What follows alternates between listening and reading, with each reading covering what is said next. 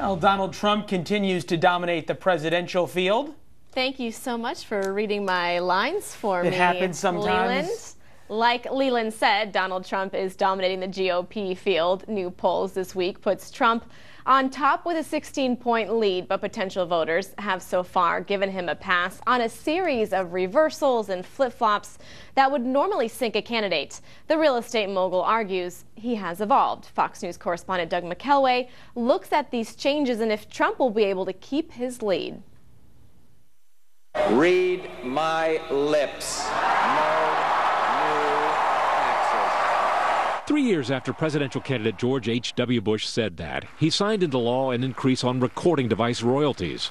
Opponents relentlessly hounded him with accusations of flip-flopping on taxes. Fair or not, the flip-flop accusation has damaged many a candidate. I actually did vote for the $87 billion before I voted against it. Do you think a mandating people to buy insurance is the right tool? Brett, I don't know how many hundred times I've said this too. This is an unusual interview. All right, let's do it again.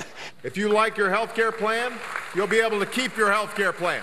Donald Trump now sits high atop the Republican field, undamaged by numerous flip-flops, on abortion, for example. I'm very pro-choice. I hate the concept of abortion. So I'm pro-life, but with the caveats, and you have to have with the caveats. On campaign financing.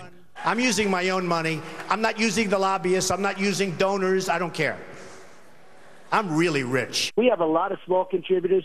I would even take big contributors as long as they don't expect anything. Trump once favored the legalization of drugs. Now he's opposed. He once opposed a flat tax proposed by Steve Forbes. Now he wants a simpler code.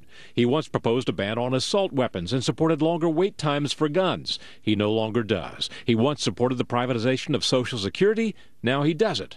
Why are his supporters so forgiving? He sounds like you're talking to maybe your uncle who is just a little cranky, but is telling it like it is. People relate to that. He's funny. I think a lot of other conservatives who are supporting him are just not aware of all of the liberal positions he's taken over the years.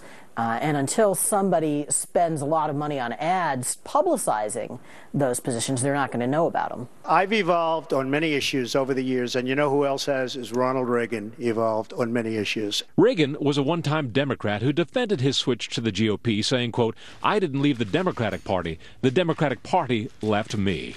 Also frequently hounded for many policy and party switches, Winston Churchill fired back at his critics, quote, "Some men change their party for the sake of their principles, others their principles for the sake of their party." In Washington, Doug McKelway, Fox News. Nice quote about Churchill. Let's bring in our Fair and Balanced panel. Angela McGlowan, Fox News contributor, and radio show host Mark Levine. All right, so Angela, yes. Do you think that the flip-flops are a matter of principle or a matter of politics for Donald Trump? Well, Donald Trump is political, but he's not a politician. And that's why people are attracted to him.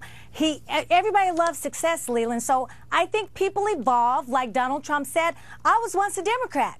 I changed to be a Republican at the age of 23. So we evolve in what we believe, and that includes political ideology.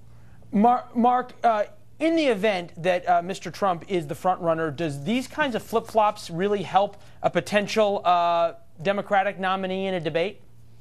They may help the Democrat, but they won't harm his big popularity among Republicans. The people who support Donald Trump don't care what his positions are. They don't support him because of his positions. They support him because he's an amiable, filthy rich, rude, ignorant blowhard. They like him. Basically, he's Stephen Colbert. In fact, he's the caricature that Stephen Colbert used to play for all these years. So Stephen Colbert, Mark, you know, I so often wonder what you're really thinking, and finally now we found out. It's fabulous. But you think about what the American people think. Look at the Quinnipiac, what they call the word cloud. So they ask people, what's the first word that comes to mind when you say this person's name? This is the word cloud that came out. And Mark, it's not much different than what you just said, although a couple of them are actually censored, so we can't say them on TV. Clown, idiot, crazy, blowhard, arrogant, outspoken. I think I see one joke, showman. I see one word in there that's good, and that would be honest. So how do people like him, Mark, under your theory, if they have all of these words associated with Here's him. why they like him. They don't like him for his policies. They don't care about his policies. They like him because they're opposed to the way politics are right now. They hate the Republican establishment. They don't like Republicans in Congress. They don't like Jeb Bush, who's a pale imitation of his brother and his tired policies. Republicans are tired of their leaders. They want to throw all the bums out. And Donald Trump expresses that angst, Mark, that anger in their hearts. I've had people from my community who are Democrats who like Trump. So, you know, don't say people don't, Angela, Angela, before we get to whether Democrats like Trump, I'm interested in this. To Mark's point in terms of so many Republicans who like him because he's anti-establishment, is the establishment in the Republican Party starting to get worried that Donald Trump actually presents a chance, a real fight for Jeb Bush and for Marco Rubio and for Walker, the so-called establishment candidates, and that all of a sudden the Republican nomination could go to Donald Trump? The Republican nomination is not going to go to Donald Trump. Donald Trump does not set the platform for the Republican Party, and no, the establishment is not worried. Now, I don't like the fact that you have candidates that are now actually giving Trump more attention. I wish that our candidates would actually talk about the issues and not even mention Trump. And that's why people like Trump more, because now some of our other candidates seem like they're following Trump's lead. Here's how you know that Donald Trump is a protest candidate rather than a real candidate. Okay. Number two is Ben Carson, also not an establishment candidate. People aren't voting for Trump because they like Donald Trump. I mean, he's amiable, he's fun to watch. They're voting for Donald Trump, supporting him in the polls because they don't like the Republican establishment, and that's why Ben Carson's doing well as well. Interesting point on Ben Carson. Angela, last word.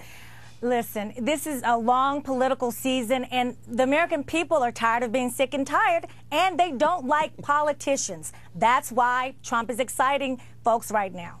The oh-so-diplomatic Mark Levine and his descriptions. Angela McGlowan, slightly more diplomatic. We appreciate it. Thank you very much for both of you guys' insights. Thank you. All the best.